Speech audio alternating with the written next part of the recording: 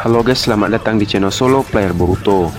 Ini adalah lanjutan prediksi dari manga Boruto to Blue Vortex part ke-32. Kali ini, kita akan membahas prediksi manga Boruto to Blue Vortex chapter 12 part ke-33. Di part 33 sebelumnya, setelah mereka semua berkumpul di satu tempat, mereka berencana untuk memulihkan desa Konoha.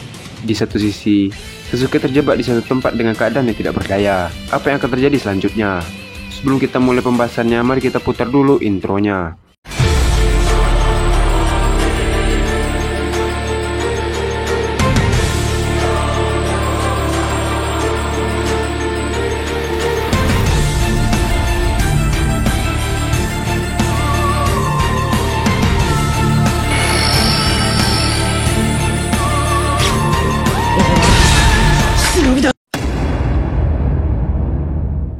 Video prediksi ini berjudul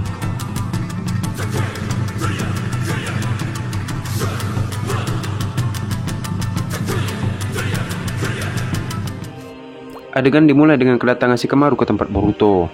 Shikamaru yang melihat Naruto langsung memanggilnya. Di sisi lain, Naruto yang mendengar itu membalikkan badannya. Terlihat, Naruto terkejut melihat penampilan Shikamaru menjadi Hokage ke-8. Shikamaru berkata, "Aku senang kau telah kembali." Naruto yang bingung pun menanyakan tentang jubah milik Shikamaru. Shikamaru yang mendengar itu berkata, "Karena aku yakin kau pasti akan kembali. Jadi, aku hanya menggantikanmu menjadi Hokage untuk sementara." Naruto membalas, "Jadi begitu, Shikamaru. Terima kasih telah menggantikan posisiku selama aku tidak ada." Setelah mengatakan hal itu, Naruto menanyakan keberadaan warga Konoha dan shinobi lainnya. Namun, Shikamaru menjawab mereka berada di belakang sana. Naruto yang mendengar itu mencoba untuk melihatnya. Ternyata, warga Konoha menyambut kedatangan Naruto.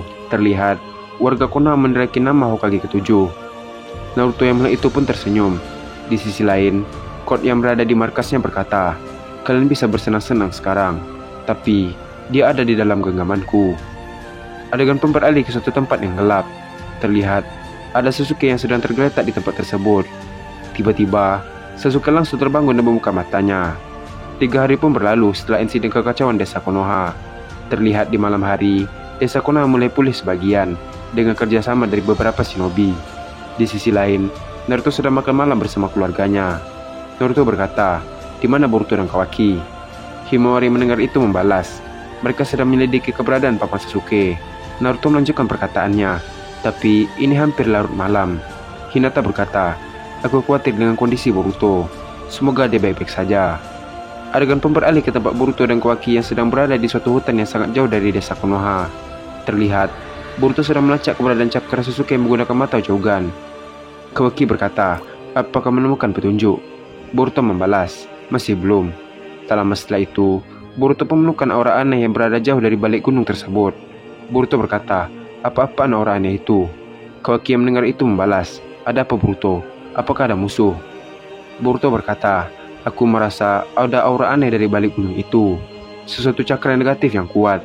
Mungkin di situ ada petunjuk mengenai Paman Sasuke." Kawaki membalas, "Kalau begitu, kita harus ke sana untuk menyelidikinya." Boruto berkata, "Nanti dulu." Tiba-tiba, Boruto melempar shuriken ke arah gunung tersebut. Boruto berkata, "Untuk saat ini, kita pulang dulu dan menunggu besok pagi, karena di sini sangat berbahaya." Kawaki yang mendengar itu membalas, "Baiklah kalau kau bilang begitu." Setelah selesai, mereka pun terbang untuk menuju desa Konoha kembali.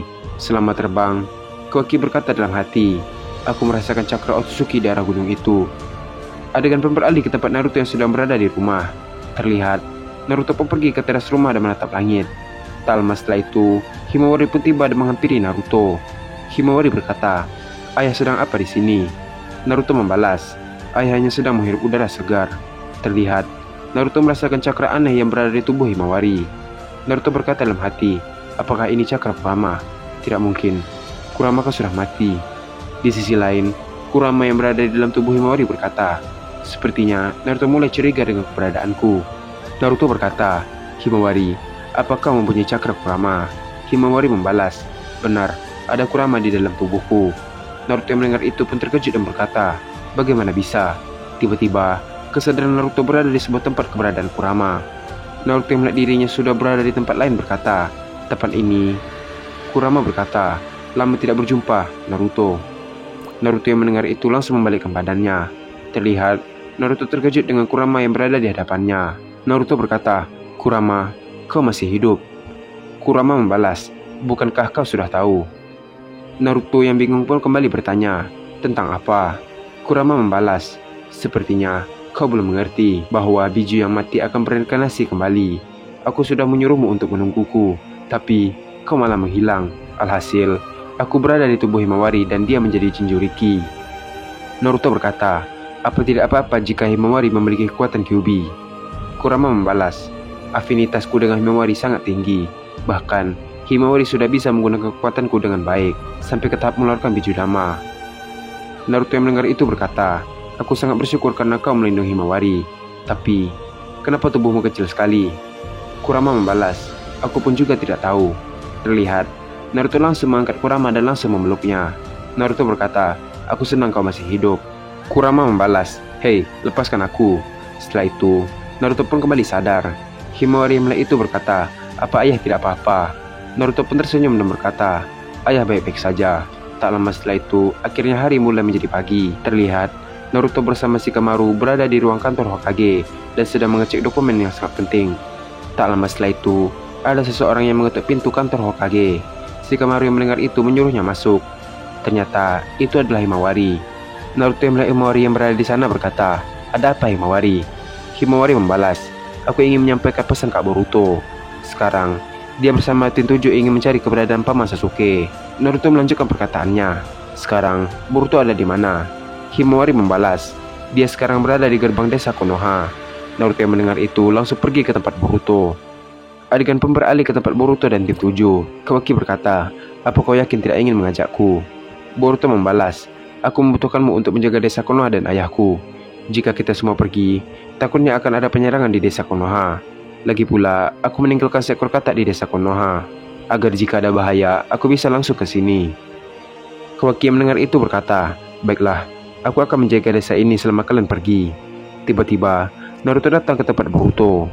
Naruto berkata, "Boruto, kau mau mencari Sasuke kemana?" Boruto membalas, "Aku menemukan keanehan yang berada di hutan selatan, tepatnya di balik gunung yang berada sangat jauh di desa Konoha." Naruto yang mendengar itu berkata, "Jadi begitu." Di saat mereka masih berbicara, tiba-tiba Kashin Koji yang berada di balik gerbang desa Konoha berkata, "Ayo Boruto." Naruto yang mendengar Kashin Koji berbicara berkata, "Siapa itu?" Boruto membalas, "Dia adalah guruku, Kashin Koji." Terlihat, Kashin Koji langsung menampakkan dirinya. Naruto yang melihat itu pun terkejut. Naruto berkata, "Guru Jiraiya." Di sisi lain, Boruto menyuruh Sarada dan Mitsuki untuk pergi. Terlihat, Boruto, Kashin Koji, Sarada, dan Mitsuki meninggalkan desa Konoha. Di sisi lain, Naruto yang melihat Kashin Koji yang mirip dengan Jiraiya pun masih bingung. Naruto berkata dalam hati, "Siapa dia sebenarnya?" Adegan beralih ke tempat Kashin Koji dan yang lainnya. Kashin Koji berkata dalam hati, "Hokage ketujuh ya? Naruto, aku sangat bangga padamu." Boruto berkata, "Kalian semua pegang pundakku. Kita akan berteleport ke tempat tujuan kita." Mereka semua yang mendengar itu menuruti permintaan Boruto. Terlihat, Boruto langsung menggunakan Hiraishin untuk berpindah tempat ke arah gunung selatan. Setelah sampai, Boruto pun menggunakan mata jaugannya. Dan Boruto pun melihat aura negatif yang semakin besar dari arah gunung tersebut. Boruto berkata, "Tidak kusangka bisa bertambah sekuat ini." Sarada berkata, "Apa ini tempatnya Boruto? Aku merasakan ada yang aneh di balik gunung tersebut." Mitsuki membalas, "Kau benar, aku juga merasakannya." Kashin Koji berkata, "Jangan lengah dan awasi sekitar kalian." Tak lama setelah itu, Boruto mengajak tim 7 dan Kashin Koji untuk menelusuri gunung tersebut. Terlihat, mereka semua mulai memasuki area gunung tersebut. Tak lama setelah itu, mereka pun menemukan gua yang sangat gelap. Mereka mencoba untuk masuk ke gua tersebut, namun gua tersebut dihalangi oleh tembok transparan. Boruto yang melihat itu berkata, "Sepertinya ada seseorang yang menyegel tempat ini." Tiba-tiba, Code muncul di belakang mereka. Code berkata, "Lihat siapa yang datang." Mereka semua yang mendengar suara Code langsung membalikkan badannya. Boruto yang melihat Code ada di hadapannya langsung menyerangnya menggunakan Raiton. Saat Raiton tersebut mendekat ke arah Code, tiba-tiba ada serangan yang menangkis Raiton Boruto. Efek dari kedua serangan yang beradu tersebut membuat asap yang sangat tebal. Boruto berkata, "Apa itu?" Terlihat, asap tersebut mulai hilang secara perlahan. Seiring asap tersebut menghilang, Boruto dan temannya terkejut melihat ada seseorang yang bersama Code. Ternyata, itu adalah seorang Otsutsuki. Dan cerita pun habis sampai di sini. Setelah Boruto menelusuri gunung tersebut, Mereka menemukan gua yang tersegel oleh seseorang. Namun, Code muncul di hadapan mereka saat menelusuri gunung tersebut. Dan juga, seorang Suzuki pun muncul. Kita akan melanjutkannya pada part ke-34. Terima kasih telah menonton video ini sampai habis dan sampai jumpa pada video berikutnya.